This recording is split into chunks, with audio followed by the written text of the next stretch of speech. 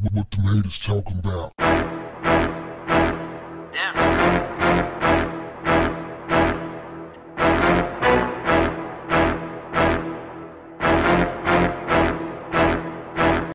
What's up, family? Warning. In the event of the demise of your loved one, choose the mortuary very, very, very carefully. There's a woman by the name of Jaquil Jones who was trying to cross I-95 freeway in Palm Springs, Florida, when she was struck by a car and killed. The funeral home had an employee who the family alleged took a picture of her disfigured body and uploaded it to Facebook on the day of her funeral. The family is now suing. She was struck by the car back in January, and since then the family has just been totally torn apart. I mean, the mother was like, hey, they did this to us and they treated us this way in a time, or at a time that we needed them the most. That's cold-blooded, man. Social media.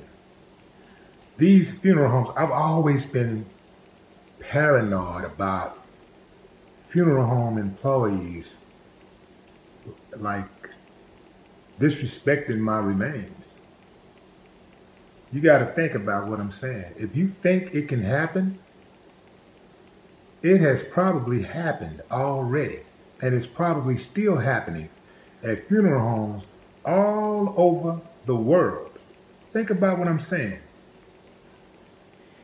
You have usually one person in a room in charge of embalming your body, or even if they're just at the funeral home, late night hours, maybe it's security, maybe it's an employee that does other tasks at the funeral home, and they have access to your body.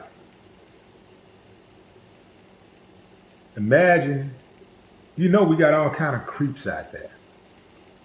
So imagine what, say, some type of sadistic person would probably do to those bodies. I hate to put this out there, y'all, but this is something to think about. I mean, if you can afford it, I'd say, man, try to figure out a way to have someone, family members or somebody, stand guard until you're actually put in the ground. Because you got people out there, I've heard, that have had sex with corpses. You know, that have molested corpses.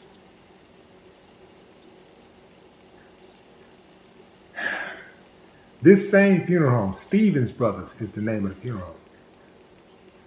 They were also under investigation by the state because they had a prior funeral home that was shut down, and the abandoned building inside of it was discovered that there were 6 cremated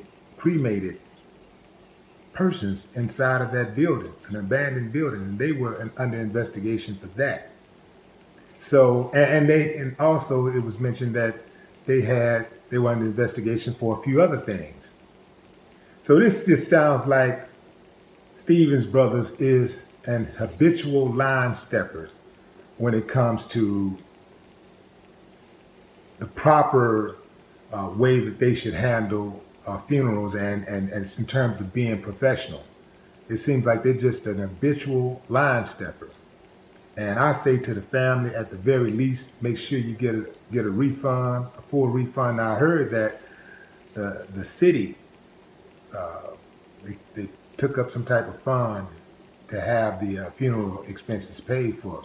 But they should not be able to benefit, even if the family didn't put up the money. They should not be able to benefit from the family financially after treating the family that way. Perhaps that money goes towards some type of fund or a scholarship for young people or victims of crimes or traffic incidents or whatever. Maybe it goes towards some type of scholarship, for young people or whatever. But Stevens Brothers should definitely not benefit. And I would caution anybody who's thinking about using them in the future. I don't even know. Well, I guess they probably didn't know their reputation. A lot of times this stuff don't get out. But I would advise anybody to be very careful before using that particular funeral home, because again, they are some habitual line steppers, it appears.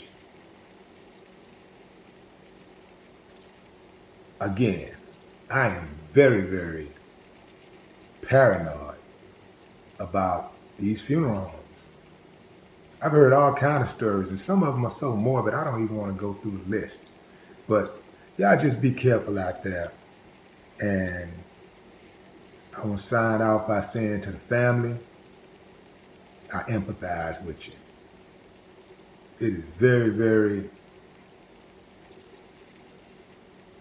hard, I would think, to lose a loved one and then add insult to injury by someone posting your child's disfigured body on social media. That's cold-blooded, man. That's cold. I hope Stevens Brothers get what it deserves. No more talk. What the haters talking about?